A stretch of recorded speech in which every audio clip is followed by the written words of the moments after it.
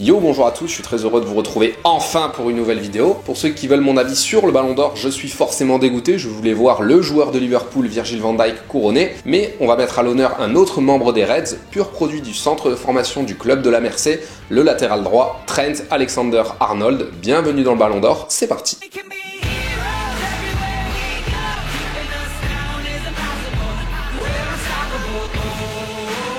Je sais que cet épisode à suivre concerne encore un joueur anglais, mais que voulez-vous, c'est difficile de passer à côté de leurs individualités. Trent Alexander-Arnold est né en octobre 1998 à Liverpool. Traduisez, comme Kylian Mbappé, il n'était pas encore né quand la France est allée chercher sa première étoile. Et en parlant d'étoiles, ce n'est pas impossible que Trent Alexander-Arnold ait choisi son numéro en fonction de l'année où l'Angleterre a gagné sa seule et unique Coupe du Monde à ce jour. Son histoire d'amour avec le club de sa ville commence lors de la saison 2004-2005, pas anodin quand on se rappelle de la finale de la Ligue des Champions de cette dernière. Liverpool réussit à renverser le Milan AC au tir au but après avoir accompli la fameuse remontada d'Istanbul et ses 3 buts de retard. Pur produit de Liverpool, tourné vers le football après avoir essayé le rugby, T2A dispute sa première rencontre professionnelle en 2016 face à Tottenham. À cette époque, le club vient de perdre une finale de Ligue Europa contre le FC Séville et n'est pas encore en mode rouleau compresseur sur ses terres. Il dispute son premier match de Ligue des Champions lors du barrage face à Hoffenheim, il est titulaire et déjà malicieux sur coup de pied arrêté, ce qui lui permet d'ouvrir le score. À la fin de la saison, il termine dauphin en première ligue de Manchester City et atteint la finale de la Ligue des Champions perdue face au Real Madrid. Il s'agit encore à ce jour de sa seule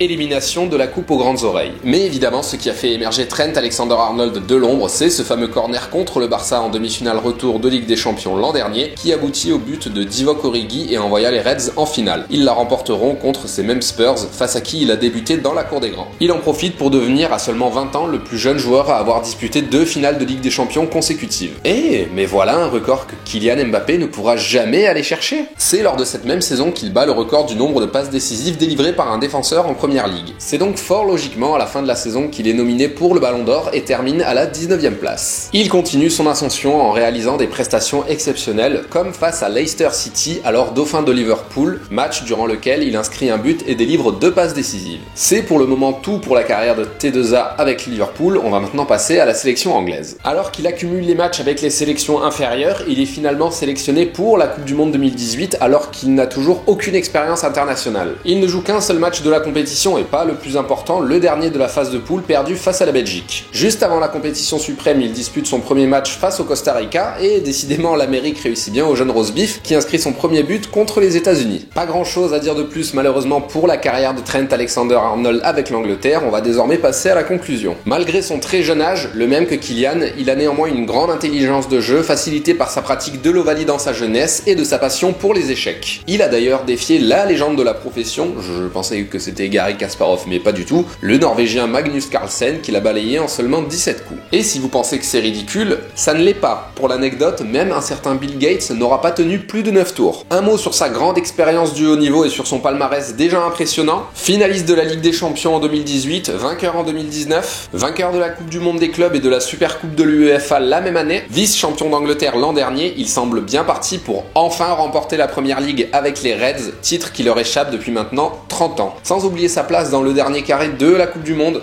de la Ligue des Nations, et sa deuxième position au Golden Boy 2018 derrière Matthijs de Ligt. Pas de doute, le gamin qui tenait la main de Jamie Carragher dans le tunnel d'Anfield a bien grandi. En parlant de Liverpool, Steven Gerrard, que je présenterai peut-être un jour en vidéo, avait d'ailleurs parlé du garçon en 2007 lorsqu'il n'avait pas encore 10 ans. J'en profite pour vous montrer le passage prémonitoire de l'ancien capitaine du club. Trent a une vraie chance de devenir un jour un professionnel de très haut niveau, et il possède toutes les qualités pour ça, notamment sur le plan de l'attitude, et puis c'est un vrai scoozer qui grandit en essayant de m'imiter, il est bon partout, il peut jouer partout. L'ascension de Trent Alexander-Arnold ne fait que commencer, c'est pourquoi je vous invite à suivre de très près le parcours du gamin qui, à une position beaucoup plus reculée, a presque délivré autant de passes décisives en première ligue que le légendaire milieu de Manchester United, Paul Scholes. Et voilà, cette vidéo du Ballon d'Or est terminée, j'espère que ça vous a plu, je m'excuse encore pour l'absence longue durée, j'espère pouvoir relancer la machine avec un contenu de meilleure qualité. Jusqu'à la prochaine vidéo, portez-vous bien, champion du monde, ciao.